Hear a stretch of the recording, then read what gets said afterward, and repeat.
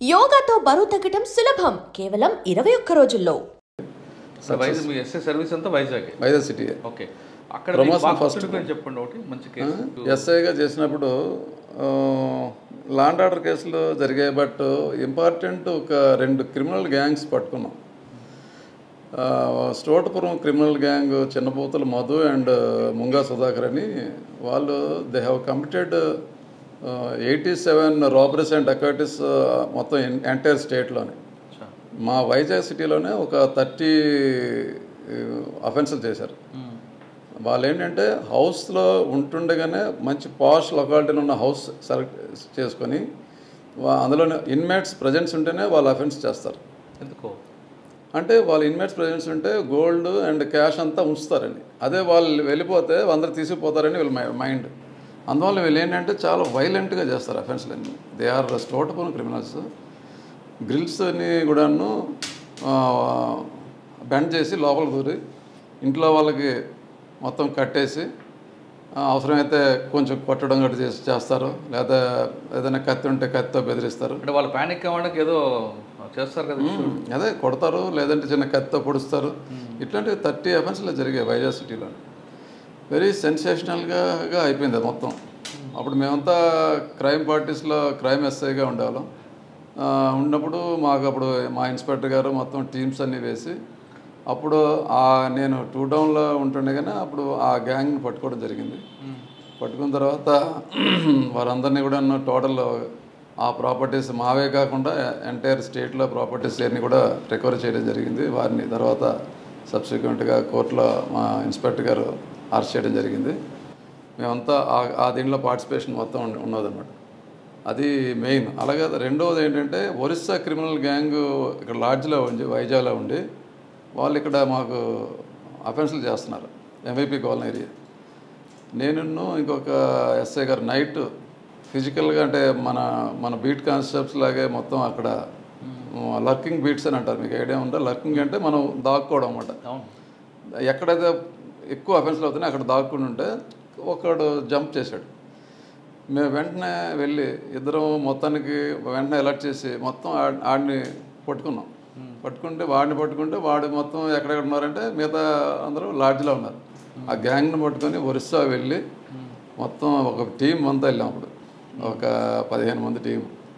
మా ఇన్స్పెక్టర్ గారు మొత్తం ఒరిస్సాలో ఆల్మోస్ట్ ఒక 15 days 20 days ఉండి ఒక 2.5 kg గోల్డ్ రికవర్ చేసి మన వైజాగ్లో ఉన్న ప్రాపర్టీ క్రైమ్స్ అన్ని కూడా డిటెక్ట్ చేసి. ఇది కాకుండా లా అండ్ ఆర్డర్ చెప్పండి.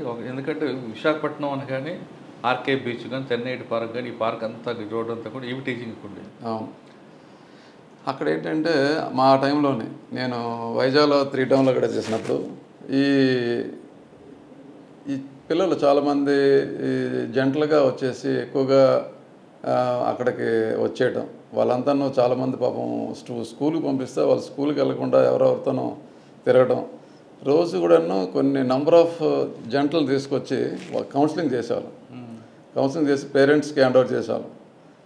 అలాగే ఈవ్ టీచింగ్ గురించి మేము అక్కడ డెకా ఆపరేషన్స్ మ్యాక్సిమం అక్కడ ఉమెన్ కానిస్టేబుల్స్తో ఎక్కువ డెకా ఆపరేషన్స్ పెట్టుకొని నేను చేసేది కూడా మెయిన్ ఏరియా జంక్షన్స్. మీకు 2 టౌన్ 3 టౌన్ అంటే వైజాగ్ సిటీలో ఉన్న మెయిన్ ఏరియా అంతా ఆ ఏరియా అంతా చేయడం జరిగింది. అప్పుడు మోరావు అప్పుడు సబ్ ఇన్స్పెక్టర్లే చాలా పవర్ఫుల్.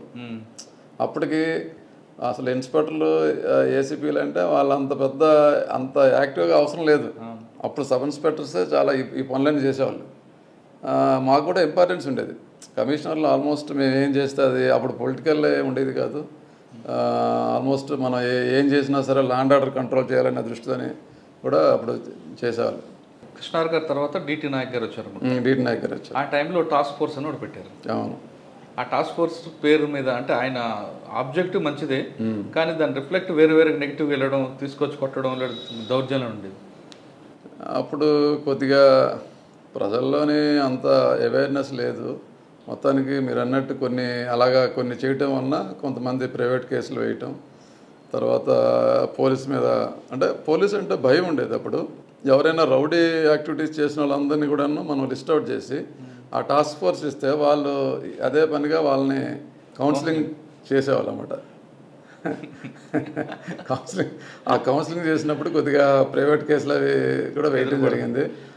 ఇల్లీగల్ డిటెన్షన్స్ అని లేదంటే ఇది మన కస్టోడియల్ వైలెన్స్ అని అట్లాంటివి కొన్ని వేశారు. దాన్ని మళ్ళీ లీగల్గా కొంచెం ఇబ్బంది అయింది.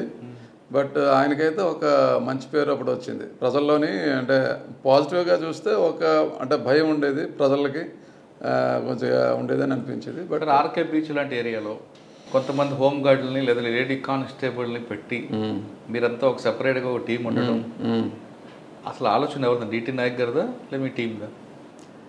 అప్పుడు ఇంచుమించు అందరు పోలీస్ ఆఫీసర్లకి అందరికి కూడాను ఇలాంటి అన్ని ఐడియాలు ఉండేది. అప్పుడు ఇలాగ డెకా ఆపరేషన్స్ అంటారండి. అంటే మనమే మనకు డైరెక్ట్గా మనకి దొరకరు, మనకు కంప్లైంట్ వచ్చేది, మనమే విక్టిమ్ అవుతాం. ఇప్పుడు ఏంటంటే మాకేంటి సార్ పలానా కాలేజ్ దగ్గర మాకు ఏడిపిస్తున్నారు. సరే మనం వెళ్ళేటప్పటికి మన పోలీసు వచ్చి వెహికల్లో వెళ్ళేటప్పటికి వాళ్ళంతా పారిపోయేవాళ్ళు, లేదా అసలు దొరికేవాళ్ళు కాదు. అప్పుడు దీన్ని ఏం చేయాలనేది అప్పుడు మా సబ్ ఇన్స్పెక్టర్స్ అంతా ఆల్మోస్ట్ మా బ్యాచ్ వాళ్ళు ఉండేవాళ్ళం. మొత్తం సిటీలో అంతా మా బ్యాచ్ అంటే మా తరం అనమాట అంతా. ఇదంతా 33 years బ్యాక్, 32 years బ్యాక్ కదా. అప్పుడు ఒక ఆలోచన పెట్టి మనమే ఇలాంటి డెకా ఆపరేషన్ చేయాలని అందరూ ఆలోచించుకొని ఆఫీసర్స్తో పెడితే ఓకే మీరు యూ గో అహెడ్ అని అంటే అప్పుడు మనం ఏం చేసామంటే మన ఉమెన్ కానిస్టేబుల్స్కి వాళ్ళు మామూలుగా సివిల్ డ్రెస్లో పంపించి ఆ జంక్షన్స్లో కూర్చోబెట్టాం, బస్ స్టాప్లో కూర్చోబెట్టాం, కాలేజ్ ఎదురుగా కూర్చోబెట్టాం.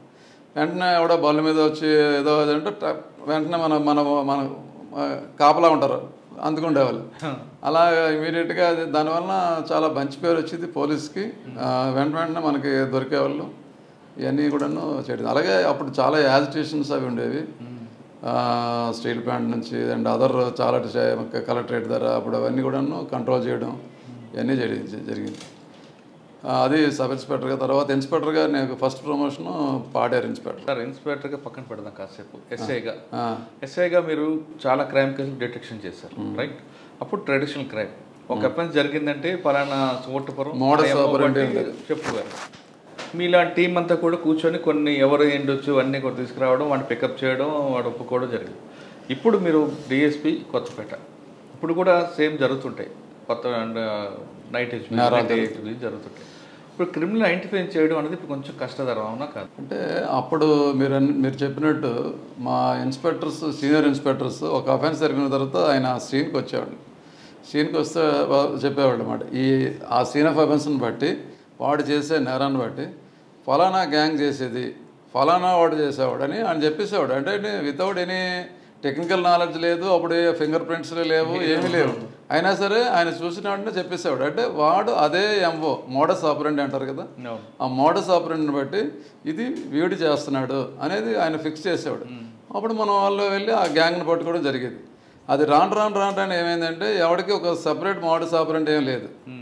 రకరకాల నేరాలు, రకరకాల వాడు ఏంటి మోటార్ సైకిల్ తీసినవాడు హౌస్ బ్రేకింగ్ చేసేస్తున్నాడు, వాడు స్నాచింగ్ చేసేస్తున్నాడు, ఇంకా అవసరమైతే రాబరీలో ఇన్వాల్వ్ అయిపోతున్నాడు, లేకపోతే మర్డర్ చేస్తున్నాడు.